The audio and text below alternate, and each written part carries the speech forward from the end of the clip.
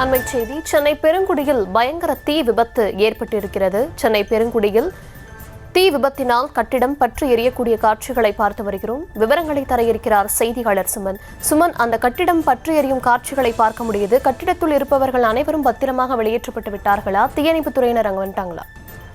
வணக்கம் அர்ச்சனை. அதாவது சென்னை பழைய மகாபலிபுரம் சாலை பெருங்குடியிலிருந்து தரமணி செல்லும் ஒரு பிரதான சாலையில் இந்த அடுக்குமாடி கட்டிடத்தில் தான் இந்த தீ விபத்தானது ஏற்பட்டது. குறிப்பாக இந்த அடுக்குமாடி கட்டிடத்தில் தரைத்தளத்தில் சைக்கிள் கடையும், மேலே இரண்டாவது தளத்தில் பார்ட்டியாலும், மூன்றாவது தளத்தில் பேட்டரி கடையும் செயல்பட்டு வருகிறது. குறிப்பாக இந்த கட்டிடத்தில் திடீரென ஒரு தீ விபத்தானது ஏற்பட்டது. எந்த கடையில் இந்த தீ விபத்து ஏற்பட்டது என்பது குறித்தும் தொடர்ந்து தீயணைப்புத்துறையினரும் போலீசாரும் விசாரணை மேற்கொண்டனர். நாம் பார்க்கின்ற காட்சியை பார்க்கலாம்.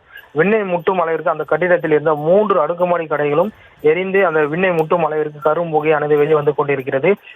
இந்த கரும்புகையால் இந்த ஓஎம்ஆர் சாலையில் ஒரு பரபரப்பான சூழலை நிலவி வருகிறது. குறிப்பாக இந்த அக்கம் பக்கத்தில் உள்ள தனியார் அடுக்குமாடி குடியிருப்பு வசிப்பவர்களும் இந்த கரும்புகையால் ஒரு அவதிப்பட்டு வருவதாகவும் ஒரு குற்றச்சாட்டையும் வைக்கின்றனர். தொடர்ந்து தகவல் இருந்து துறைப்பாக்கம், திருவான்மூர், வேளச்சேரி உள்ளிட்ட 3 தீயணைப்பு நிலையத்தில் இருந்து வந்த தீயணைப்பு வீரர்கள் தற்போது தண்ணீரை பீச்சு அடித்து கொண்டிருக்கின்றனர். தொடர்ந்து அதிக அளவு தீ பரவியதால் கடையில் இருந்த அனைத்து, அதாவது கீழ்த்தளத்தில் இருந்த அனைத்து சைக்கிள்களும் முற்றிலும் சேதமடைந்து எரிந்து நாசமாகியுள்ளது. அதே போல் இரண்டாவது தளத்தில் இருந்த பார்ட்டி ஆலையில் இருந்த அனைத்து டெக்கரேஷன் பொருட்கள், சேர்கள் உள்ளிட்ட அனைத்து பொருட்களும் எரிந்து நாசமாகியுள்ளது. அதே போல 3வது கடையில் இருந்த பேட்டரியும் எலக்ட்ரிக்கல் கடையும் அதிகமாக எரிந்து சேதமடைந்ததாக கடையின் உரிமையாளர்கள் தெரிவித்தனர். தொடர்ந்து இந்த தீ விபத்து எப்படி ஏற்பட்டது என்பது குறித்தும் தொடர்ந்து போலீசாரும் தீயணைப்புத்துறையினரும் விசாரணையானது நடைபெற்று வருகிறது.